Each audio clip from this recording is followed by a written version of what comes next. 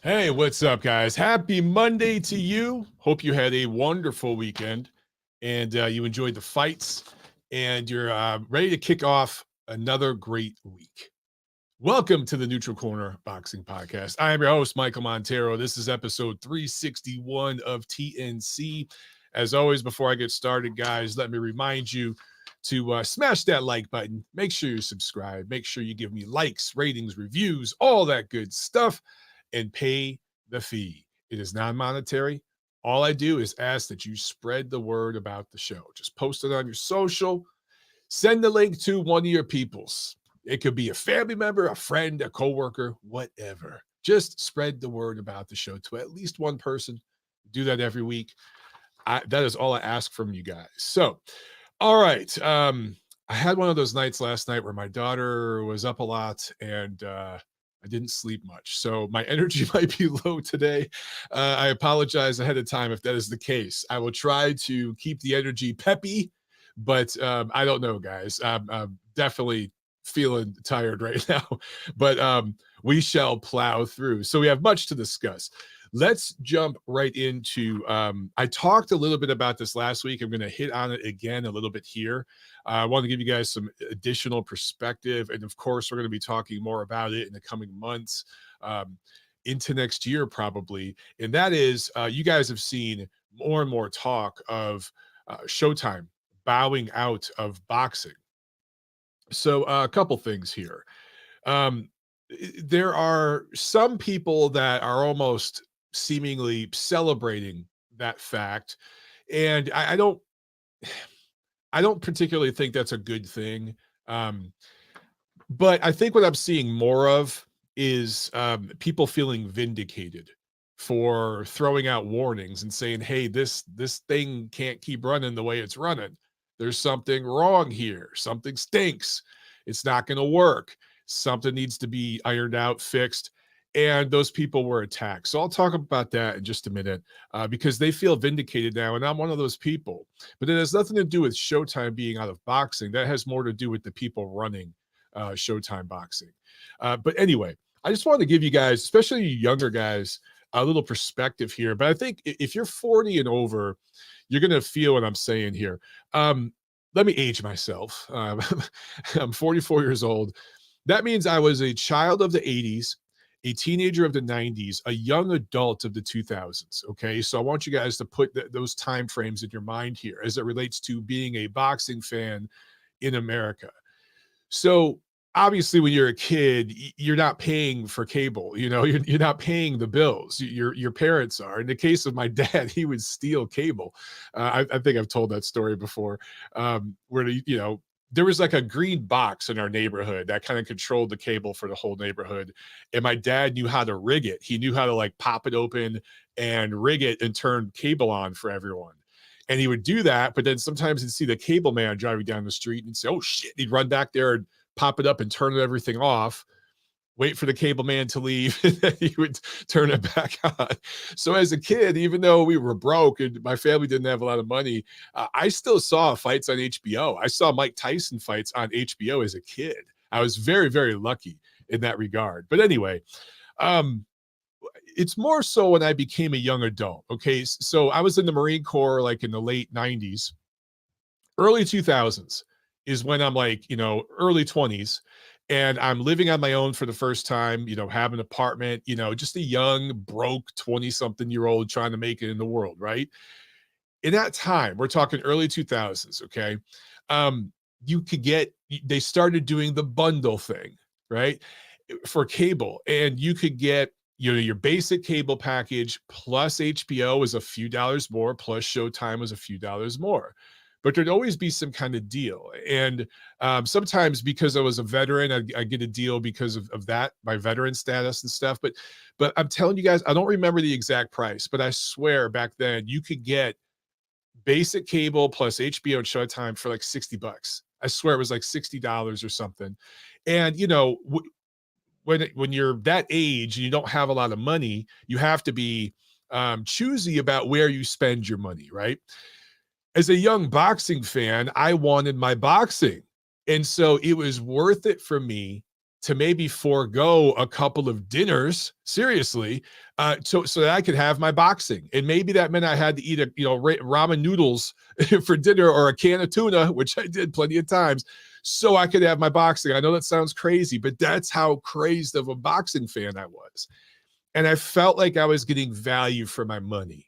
And you guys, again, you younger guys, you have to remember, this is before there was Twitter and Instagram and smartphones and all this kind of stuff. This is before the internet existed, but nowhere near where it is right now, where things were shared on social media and stuff, right? Some of you older guys will remember this. Do you remember going in the back of fight magazines? And there would be like sections back there. It would be like collectibles. People would be selling gloves, cards, like signed cards and stuff. But there'd also be DVDs of fights. Do you guys remember that? You younger guys won't even know about this. But you guys, I'm telling you, if you're 40 and over, some of you guys even 30 and over will remember this, where you'd go in the back of these magazines and there would be DVDs of fights. Because if you were in America, you didn't get the UK fights. You didn't see the German fights, the Japanese fights, and vice versa. It was very, very difficult because there wasn't all this streaming stuff to catch all these fights. And so you would have to order DVDs from dudes. There were guys out there that would like download these fights or film them. And then, and I don't know how legal any of this shit was. Okay. I think it probably was pretty illegal, but there were dudes selling DVDs of fights. And again, I'm a crazed boxing fan. I remember there was a dude who had all of Lennox Lewis's fights from his first pro fight all the way up until that point, which I think it included his last fight with Vitali. And he had all of them. Okay. And I hadn't seen most of Lennox Lewis's fights because when he was a prospect fighting, he fought, different parts of the world, but he was mostly over in the UK. We didn't get to see a lot of that shit over here. So I ordered a DVD and I got to see all of Lennox's fights. Again, this is before YouTube, guys. You couldn't just, let me find this shit on YouTube. Boop, boop, boop. No, you couldn't do that. So I ordered DVDs. I ordered, one guy had all the Klitschko brother fights. I ordered that. And literally, again, you younger guys are thinking, you just Venmo this dude and he'll send me the DVD. No, you had to write a check. You had to actually physically, I don't know if you young guys know how to do that still. Write out a check or a money order and send it to the UK or send it to Germany. Wait a week or two later for them to get it, cash it, and then send the DVD. So it was this process, right?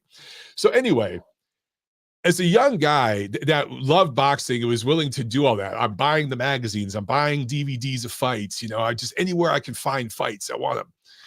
And the internet boxing media was just starting to come into its own at that time. I think maxboxing.com was just kind of starting to blow up. And that's where, at the time, Steve Kim and Doug Fisher worked. And they were really starting to come into their own and just kind of starting to get onto the beat and pushing the boxing internet media, which at that time was seen as a joke by all the promoters. Those guys, if you were a Max boxing writer and you got credentialed to a fight, you were sitting way up in the bleachers. They wanted the newspaper guys down by the ring, right?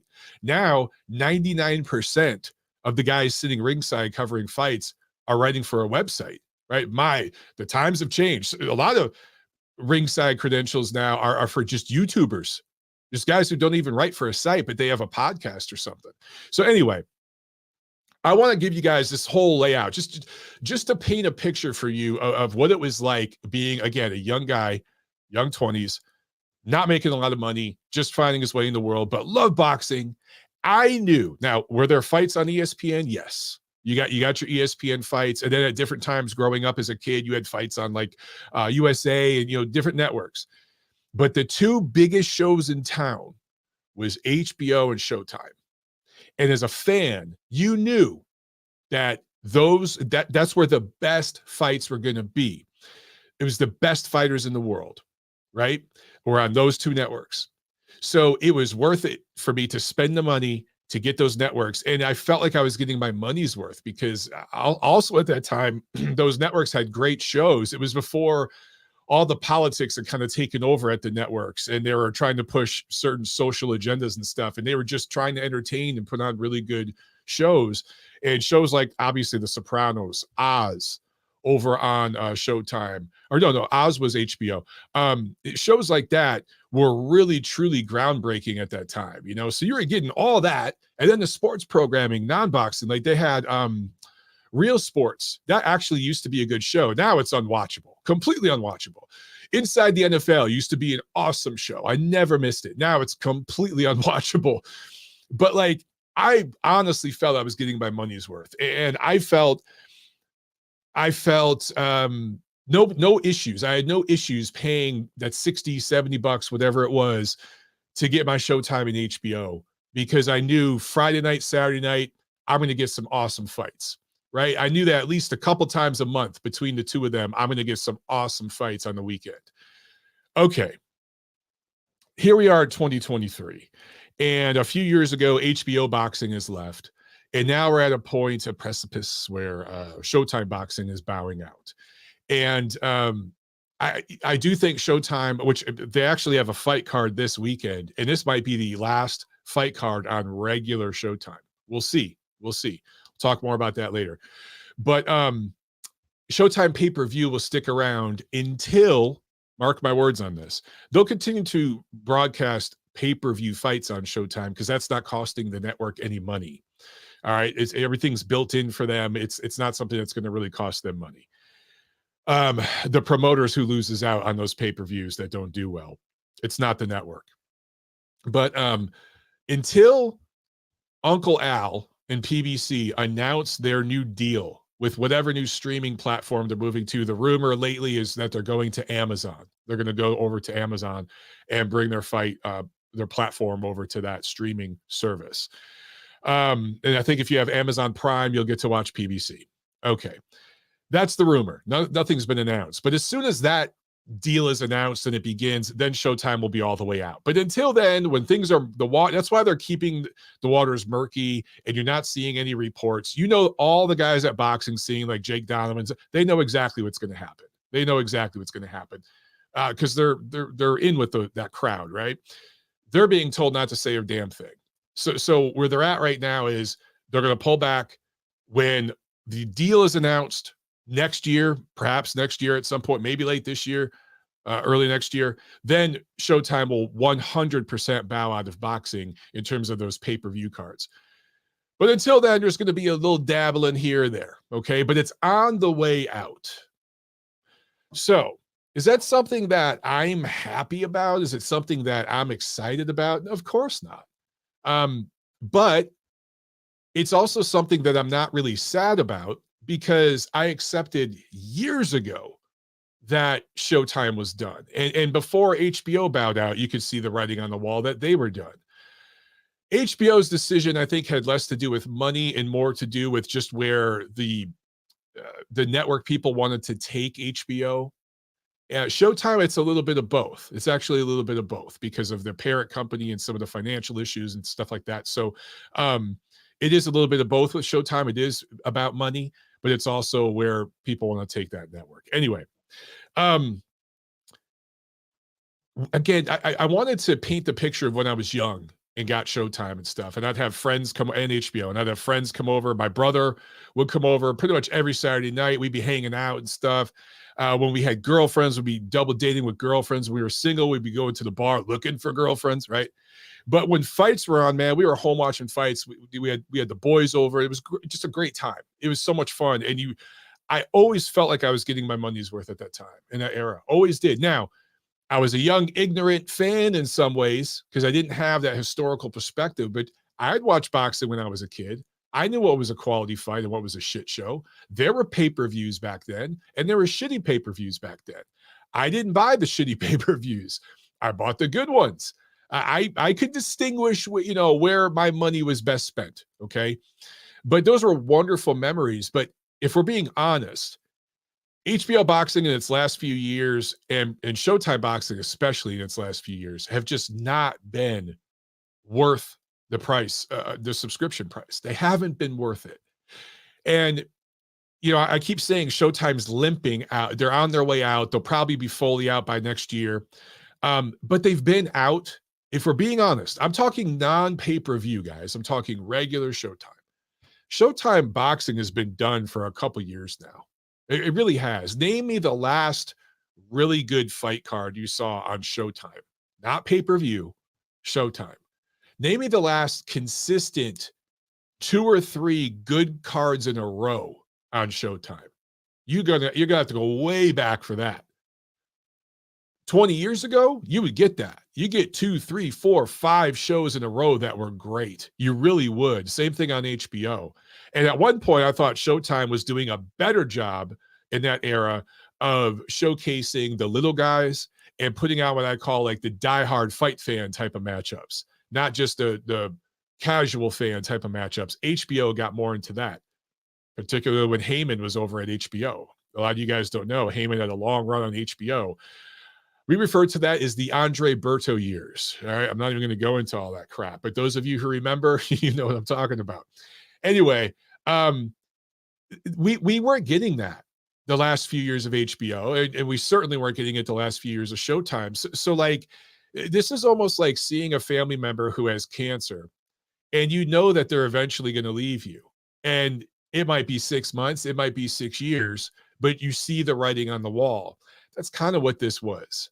Now, in the case of Showtime in particular, well, I should say when HBO got out of boxing, there were a lot of guys who I call the cult, people in the cult who were celebrating. One of you guys tweeted it. I'm sorry, I forgot your name. I wanted to give you credit for this, but there was a great tweet this weekend that had just a screenshot of like 10 of these videos on YouTube from the cult when HBO got out, basically celebrating, saying Al Heyman, again, this is them talking, okay? I'm not saying I disagree or agree with any of this crap. I'm just saying these guys are nuts. But it's basically saying Al Heyman destroyed HBO boxing. He blew it up because, he's taken over boxing and it's all Showtime from here on out, blah, blah, blah, blah, blah. Well, now the opposite, now Showtime is blowing up and is bowing out. And boxing will no longer be on premium cable in America, which I would say in a way is a good thing, right? Except it's going to still be fragmented on all these different streaming platforms. It'd be awesome if everybody went over to like ESPN or something, or everybody went over to DAZN or Amazon, whatever the hell it is, and everybody was on the same platform. That would be wonderful. We're not going to get that. So you still have this fragmented thing. But boxing is now going to be the only American television network, cable, non-cable, whatever, that's going to be showcasing HBO in a little while is going to be ESPN. That's it. It's the only one. And increasingly, more and more of their content is over on the Plus. The thing with ESPN is they're bleeding money and they're desperate for content. So boxing is going to stay around. And Top Rank actually has a very good, smart, sustainable deal with Disney and ESPN. Their deal, their contract, and the way it works is sustainable in this market, and it will be around for years to come if they want to stay over there. Okay. But the other platforms right now, just not a sustainable thing. DAZN is having an atrocious year here in the United States. I know you guys overseas are pretty happy with the product because it's so cheap, but here in the United States, it's over $200 a year, and they're serving up stir-fried dog shit. So, and then Showtime has been awful this year, just absolutely abysmal. Fox bowed out a while ago, right? So that's where we are. That's where we are. Like, I'm not going to celebrate that, but I will say, and this is what I wanted to get into a little bit, and then we'll move on. And again, we're going to be talking about this more and more, guys, in the coming months. But I was one of those guys that for the last few years has been complaining about Showtime's product. Has been complaining, I'm not going to use the word complaining, criticizing the pay-per-views. Premier Boxing Champions has had literally dozens, I'm saying this plurally with an S, dozens of pay-per-views since the COVID outbreak in 2020, early 2020, all right? And then we had like the shutdown over that summer, and then everything came back in the fall. From that fall to this fall, so you're talking about 3 years, they've had dozens of pay-per-views. Most of them have been on Showtime. Some were on Fox. That is more than double what any other platform has had. It is ridiculous. And I was one of the guys, I wasn't the only one, but I was one of the guys saying, this is this is not sustainable. This cannot work.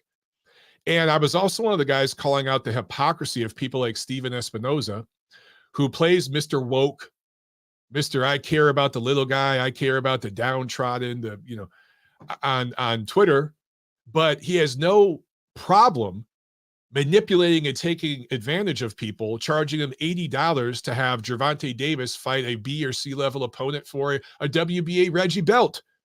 So you have no problem taking advantage of the downtrodden working class people you claim to protect, because that's the majority of boxing fans. You have no problem taking their money, lining your pockets, making yourself richer. All you boxing fans out there, I want you to understand something. All the money that you have spent, and we're just going to use the last 3 years, 2020, let's just take this decade, 2020 to now, okay? The money that you're spending, yes, some of it does trickle to the fighters. A good amount of it does.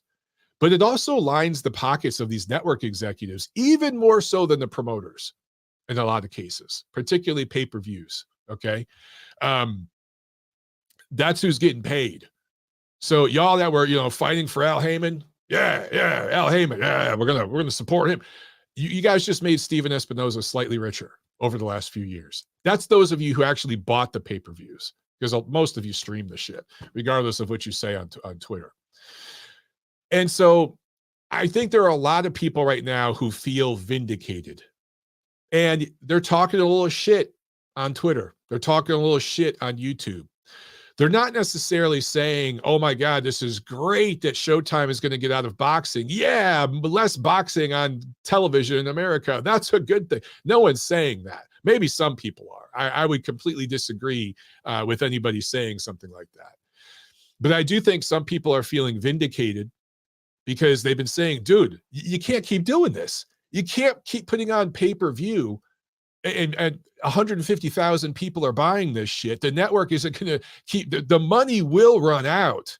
It's like you had the Waddell and Reed thing. You guys had $500 million and you spent it all within 2 or 3 years and had nothing to show for it. You had not one bankable superstar in that entire platform. You had $500 million to work with. And you blew it all. You spent every dime of that money and had nothing to show for it.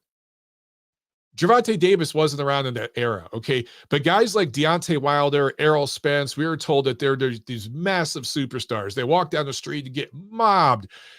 If these guys don't have a dance partner like Tyson Fury, Terrence Crawford, nobody buys their pay-per-views. At most, 300,000. They're not crossover superstars. They're not. So you spent $500 million and you don't have one superstar? You spent $500 million and your two best products, when they crossed the street and fought somebody from outside the platform, they got their asses tapped.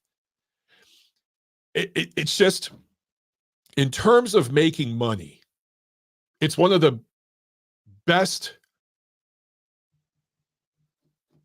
success stories ever. What we've seen on Showtime over the last 5, 6, 7 years.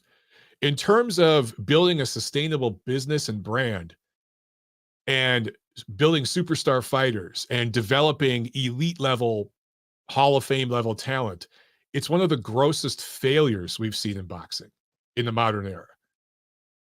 By the way, DAZN has completely collapsed, and you guys who listen to the show, you've heard me go in on them. That story is still unraveling and being told. But that's one of the greatest collapses we've seen in boxing too.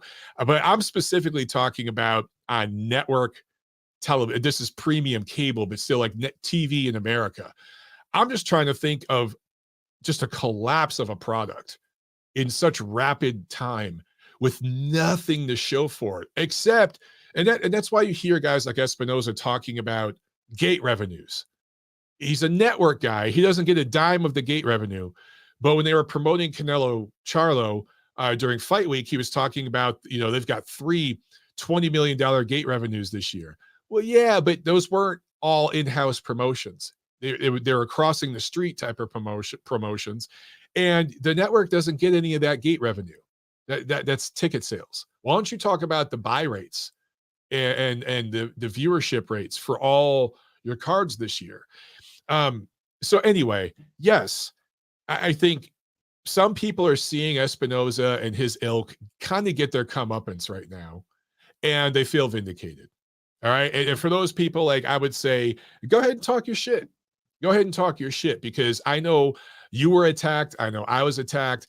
We've all seen Espinoza over the last few years getting in Twitter spats with members of the media and with fans, people who literally pay for Showtime Boxing, his consumers, the guys lining his pockets, getting in Twitter spats with them, calling them awful names, then hanging out in Twitter hangouts, message board groups or whatever, where they're saying all kinds of vile, racist, anti-Semitic stuff, and he's hanging out with these people. Okay, that just shows you why, partially why, that platform is no longer going to be working with Showtime. All right, so let's move on from that. We'll be talking more and more about it. Let's talk about some actual fights. I gotta read a comment from Gail here. Gail says, I prefer my dog shit baked. I love you, Gail. Papa Chubby says, the zone is not consistent year round. Yeah, and look, none of them are. Okay, if we're going to be fair, none of them. They have highs and lows, peaks and valleys. But this year, in terms of streaming, the platform that's brought you the most bang for your buck here in the United States, it's ESPN Plus. It's not even close. Yeah, Tim says, Tim Sheehy says, I've had Espinoza pop up in my replies. Dude's a troll. Yeah, man. He has spent the last few years just beating people up on Twitter and going after and trying to silence people. And they have lackeys that will go after media people. And Espinoza won't say some of the nasty shit those people say, but he'll retweet it, right? And Espinoza actually talked shit about my fight. Because it was actually a fight that ended up being canceled because there was an ad that the promoter put out that had my picture on it. And they did this with every single fighter. I was not the headliner by any means. I was an undercard fighter. But there was a thing in there that said like VIP tables. I think their VIP tables were like $500. But that was number one. That was for like, I can't remember how many people. It's not like it was for two people. It was for a group of people. But the proceeds from that were going to help veterans. Anyway, Espinoza retweets that picture because some asshole troll put it out there making fun of it.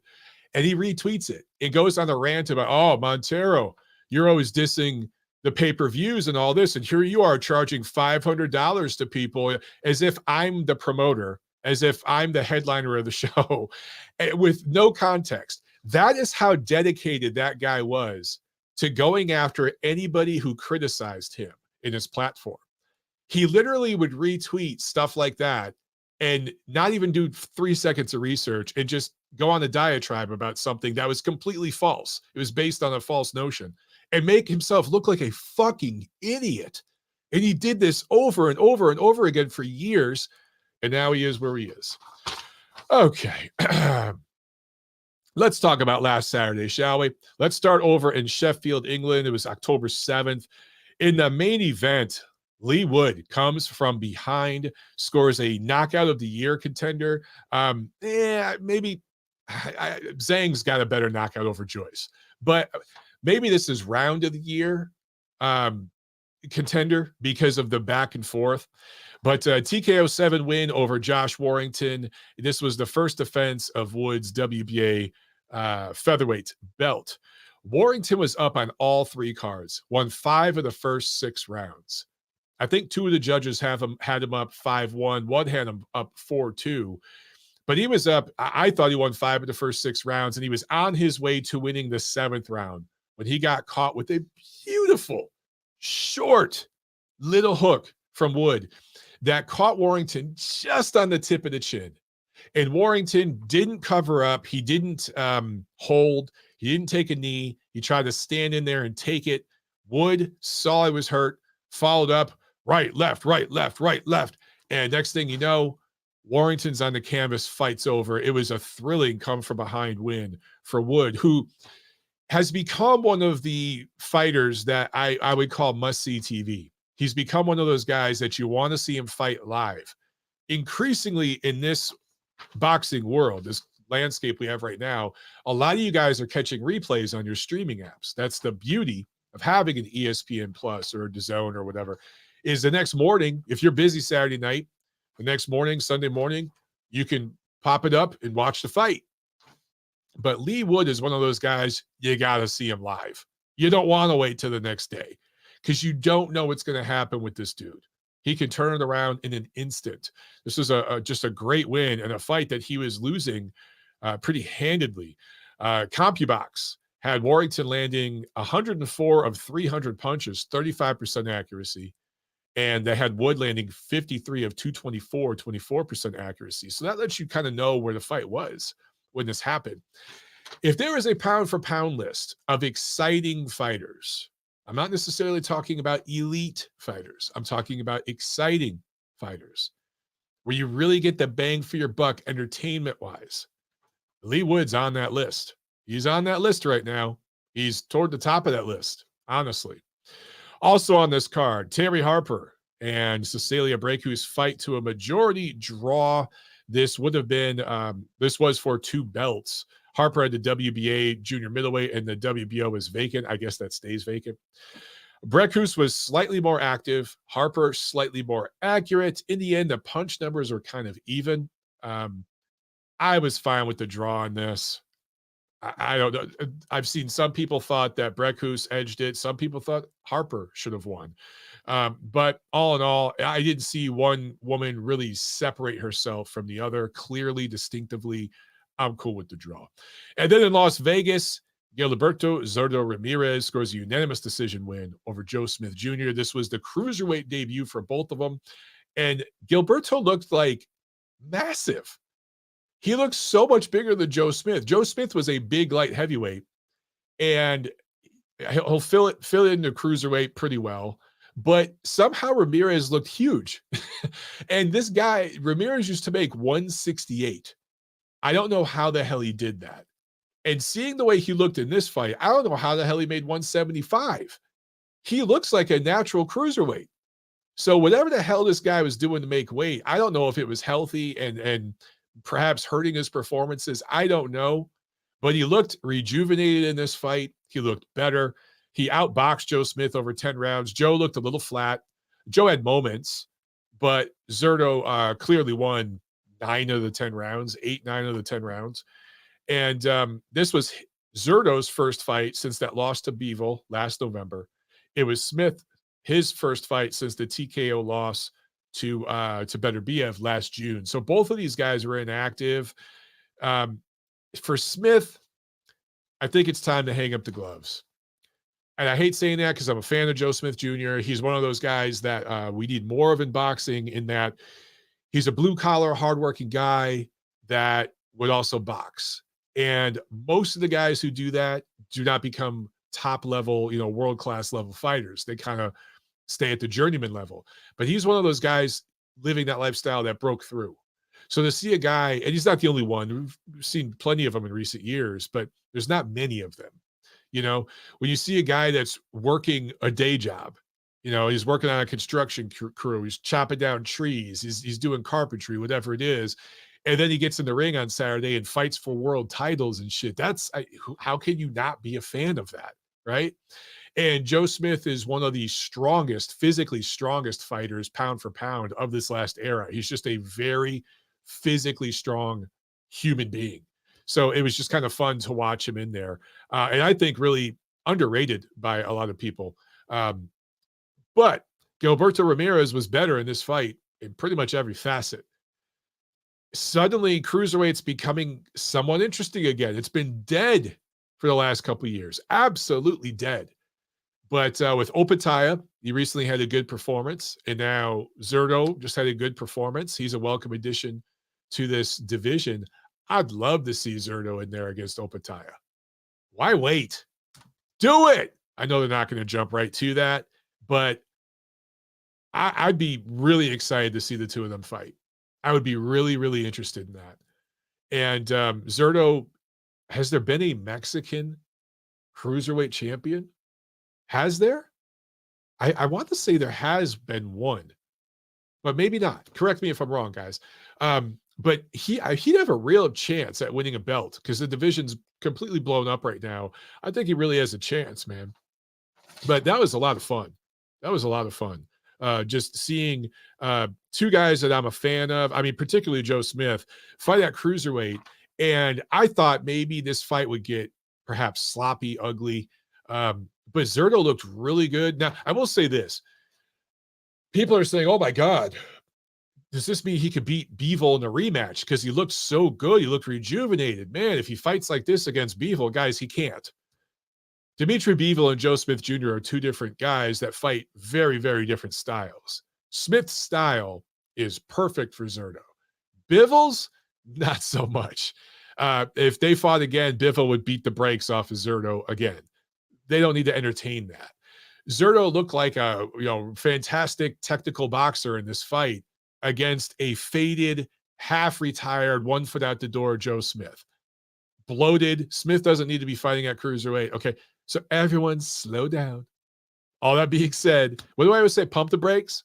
But all that being said, I do want to see Zurdo fight at cruiserweight again. That was a fun addition to that division, which really, really needs life.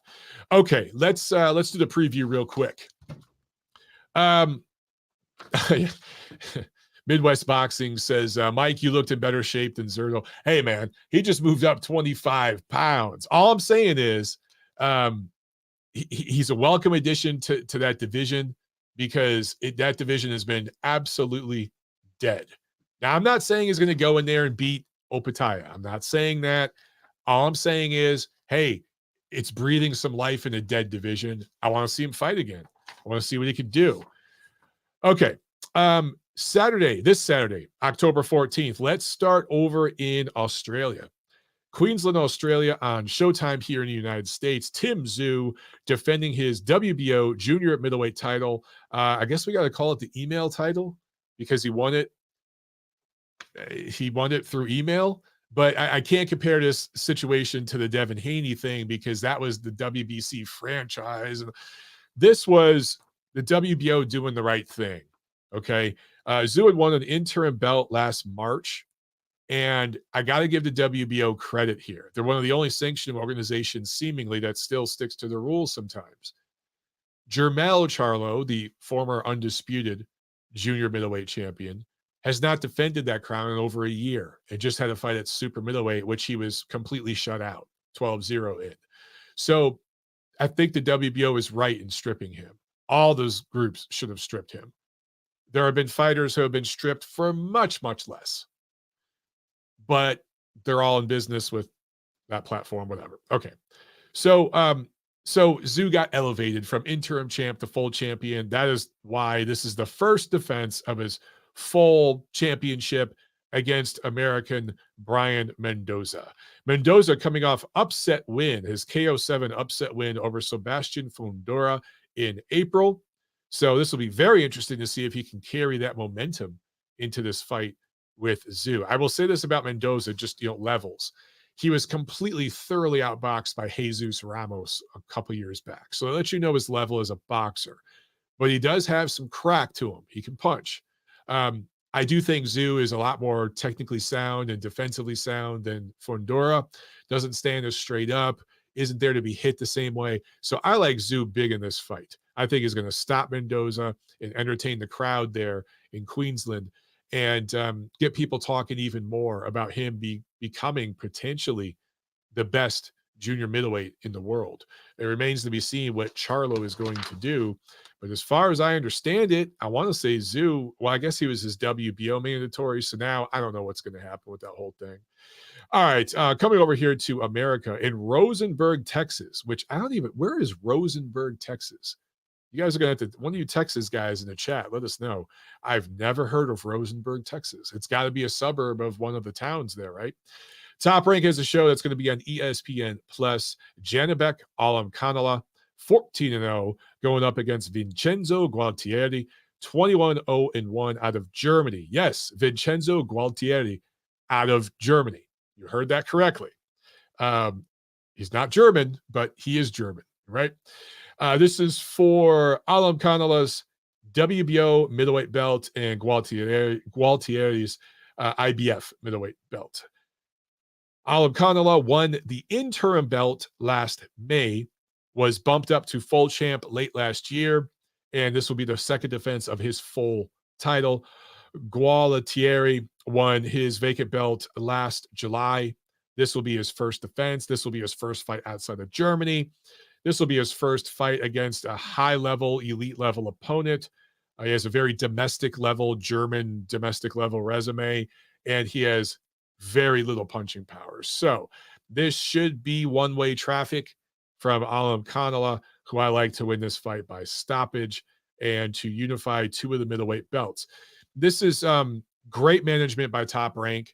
They're not doing a great job necessarily promoting Janibek Alimkhanuly, but they're getting him unified belts. He's going to be a unified belt holder this weekend.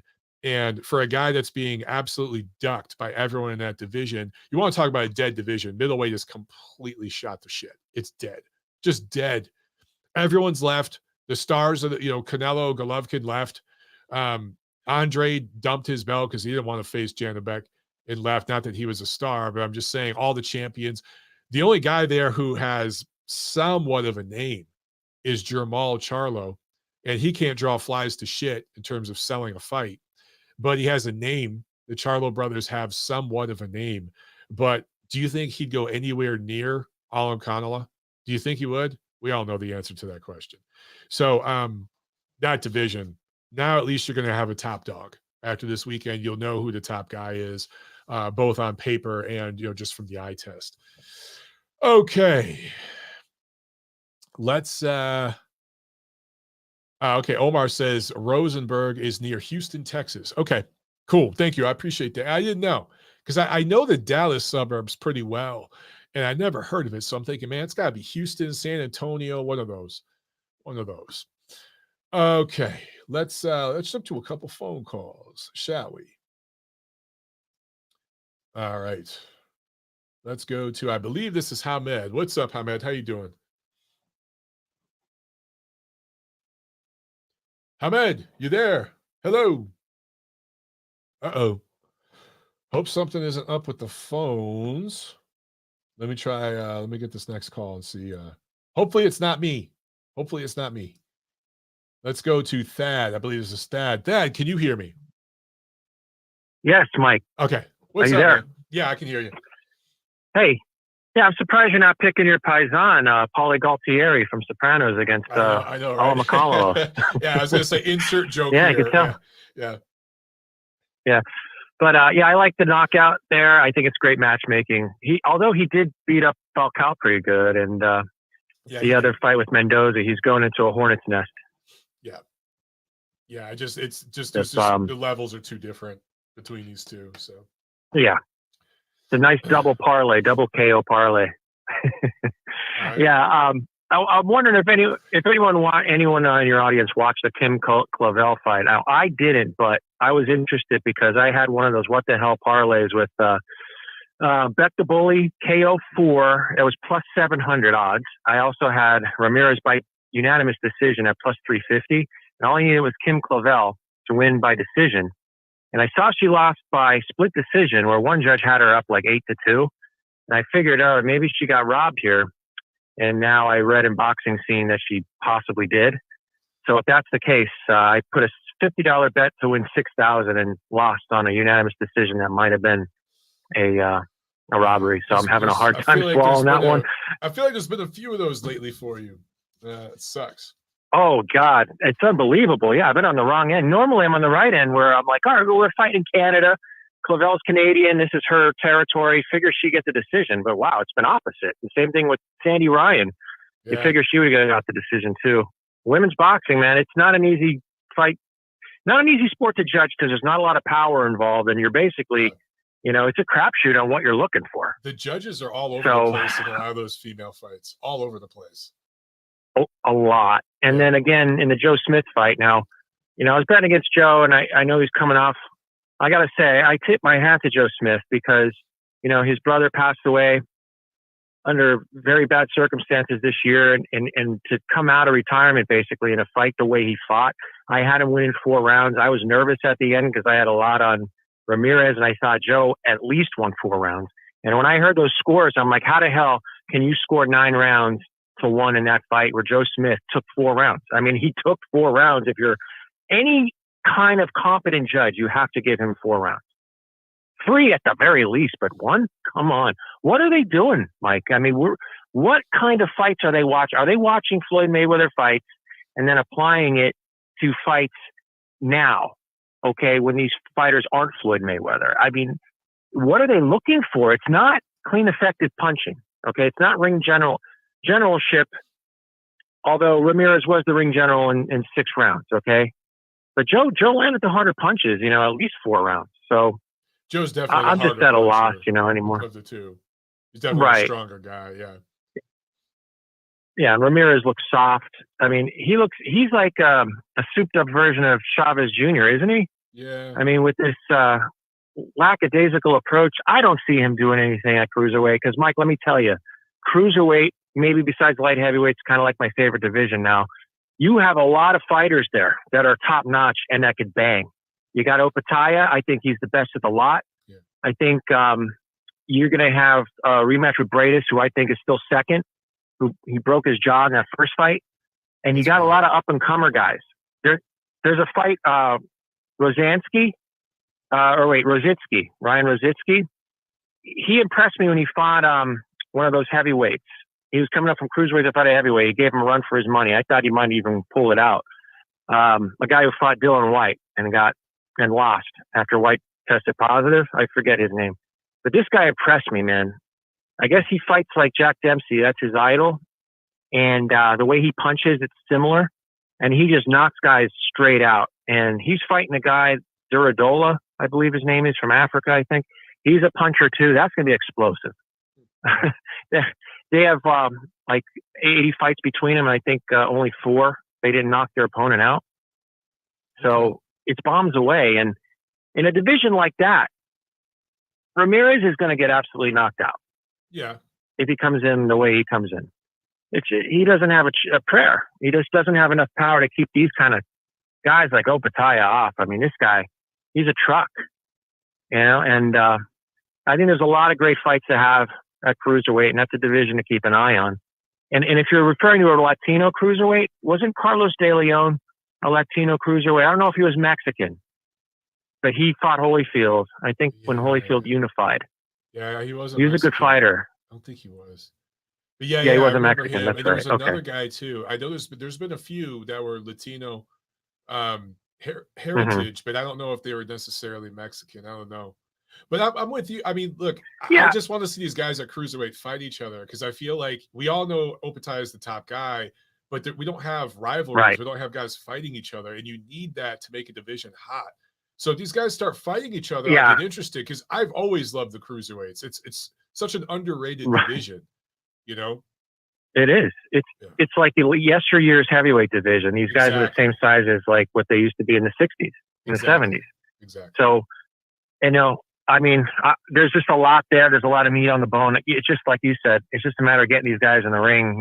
You have a lot of talent at these higher weights. They're just not, formulating any kind of consistency. So, with that being said, Mike, before I leave you, I have to get in a Stephan Espinoza comment. Okay. This guy, they call him the Weasel. All right, they call him the Weasel. Conor McGregor famously, "You fucking weasel." I think he's more like a mole. Because a weasel is actually pretty formidable. They're actually, pretty dangerous. You have a lot of tough animals in the weasel family. I even think like a wolverine and, honey badgers are weasels. Honey badgers are pricks. And this guy's just, they're tough. I mean, these guys are scrappers. I mean, those things take on like poisonous snakes and bigger prey. But this guy, Espinoza, he's like in real life, I think like 5'3", $130. So I would classify him as a mole, like those little mouse-like things that run around with no eyes and they can't see and they just burrow underground when any sign of trouble comes. And I just think like my cat actually had one in its mouth one time and I rescued it from the cat, and he just waddled away. That's Stephan Espinoza. That a mole. He's a little mole, and he'll take any opportunity to double down on someone's racist, stupid, idiotic comment and just, validate it, without actually quoting himself and associating himself with it. Like you said, he'll like forward the tweet or something, yes, and he'll speak through those idiots. Right. So he has lackeys do the dirty work for him. It's one of the you should invite him over there. You should invite him on your show. Make a formal invitation. Say, hey, why don't you come on my show? Let's have a little debate. Instead of being a little mole. Why don't you come and It was crazy, man up. Thad. I've talked to him because I've done interviews with him before, for different magazines I wrote for and stuff, for previewing different fights. So we've talked on the phone, but like in the last couple of years, he's turned into such a jerk off. I blocked the guy. I just blocked him. And then when he tweeted some shit about my fight, I'm just like, dude, really? And the way he beats up on people for how they vote and their political worldview, all this stuff that he should not, as an executive of a sports platform. Oh my God. You shouldn't be doing that, because you're going to ostracize half of your consumer base.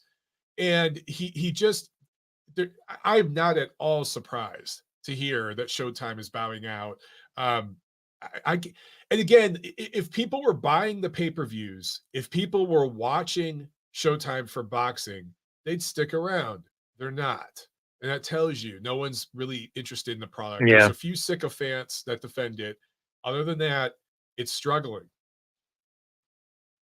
Yeah, and my beef with him is that he's quality control over Showtime. And as an executive, you got to hold your employees' feet to the fire when they're not performing up to standard. And PBC, instead of like saying, hey, you got to get better fighters. You got to get better fights here. You're putting on garbage. You're making me look like an idiot. That's not going to happen. You don't make me like in The Godfather.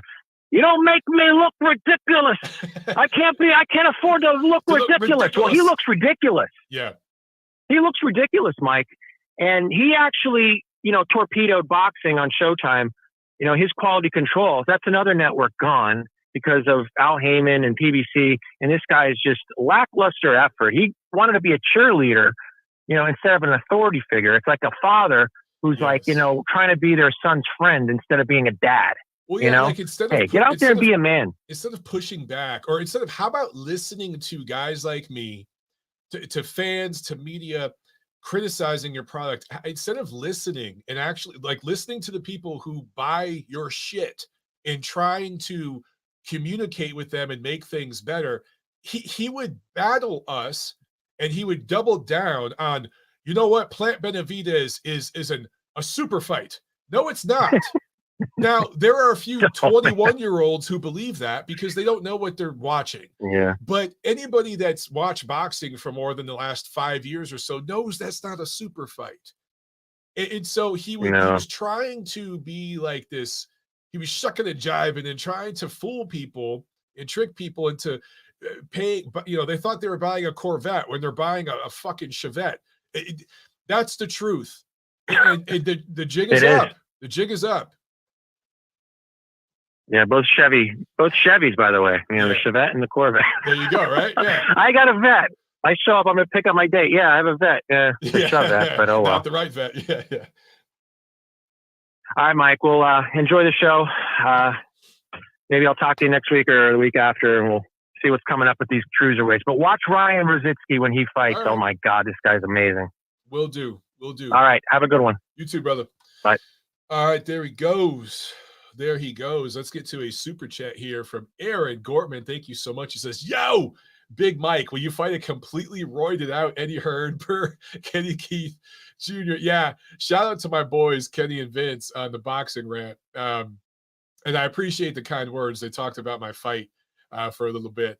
And they mentioned me fighting Eddie Hearn. And I've met Eddie in person. He's a legit 6'4" or so. He's a big guy.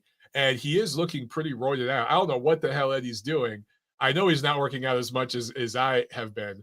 But whatever he's doing, it's working, because I don't know if he could pass a VADA test.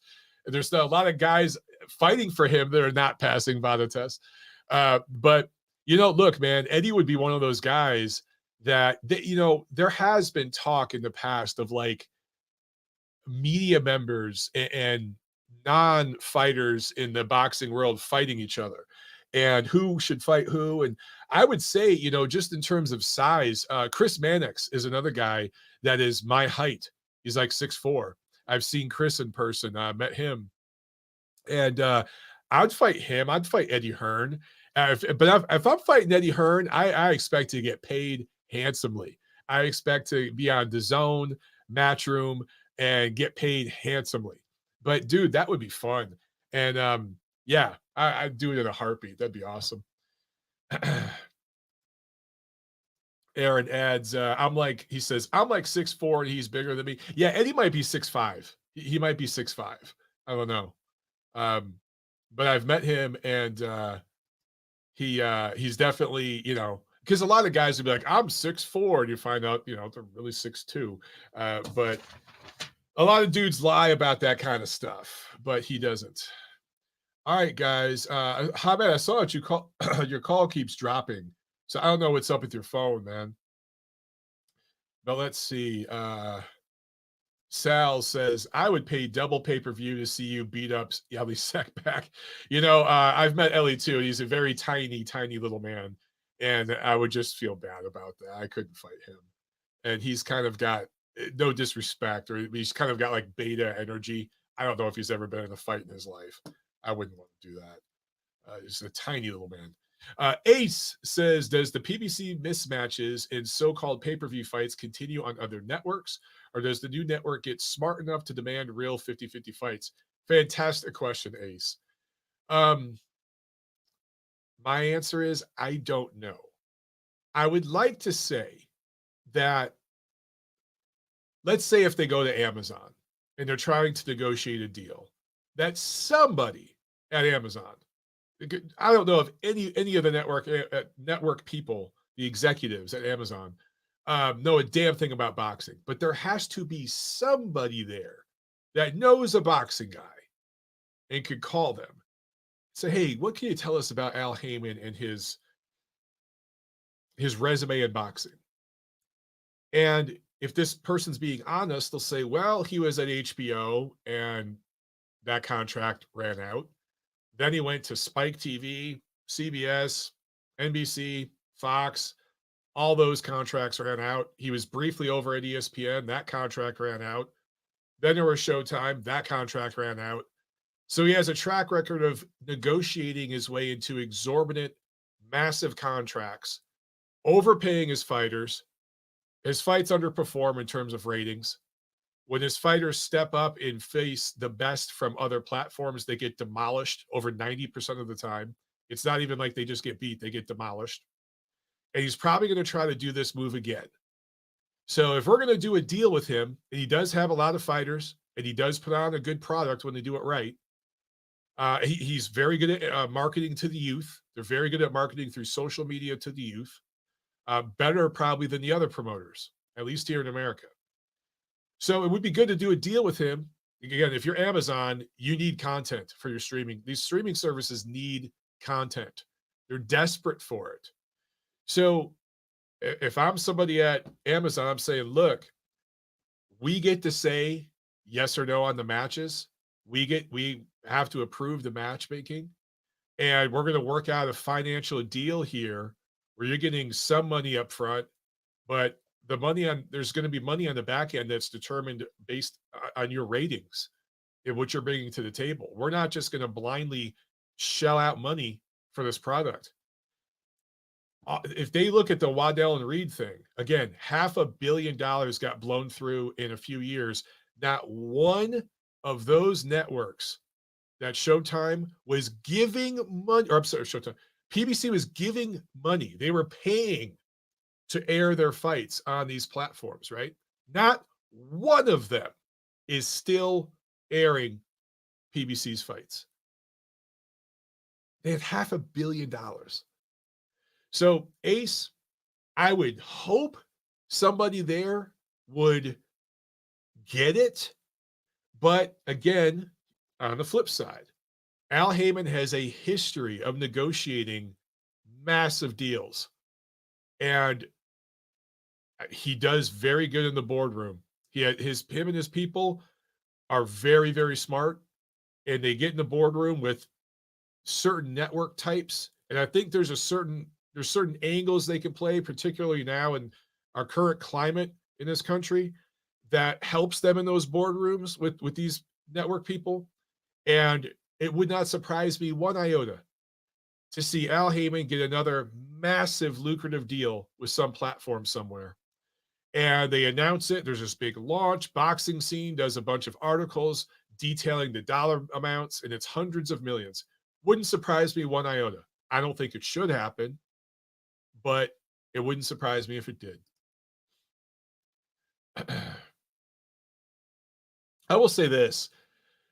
PBC is an interesting one because of Al Heyman's involvement in boxing goes back decades, long before PBC was a thing. PBC was this thing that they tried. And the Waddell and Reed money, again, $500 million that got blown through in a couple of years. I was front and center on the beat for all of that.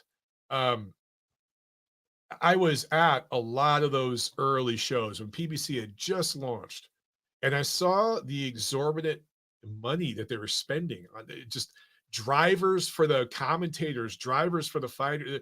They had it was way over the top. And I remember thinking, they can't keep spending money like this. Turns out that was right. So anyway, yeah, it's going to be a fascinating thing to look back upon wherever PBC goes from here. It's going to be a fascinating thing to look back upon a decade or so from now at just that little experiment in what things they did right, what things they did wrong. Definitely a lot more wrong than right. People made money. There was 100 or so people that made a hell of a lot of money. Outside of that, is it anything we're going to be talking about years from now? I don't know.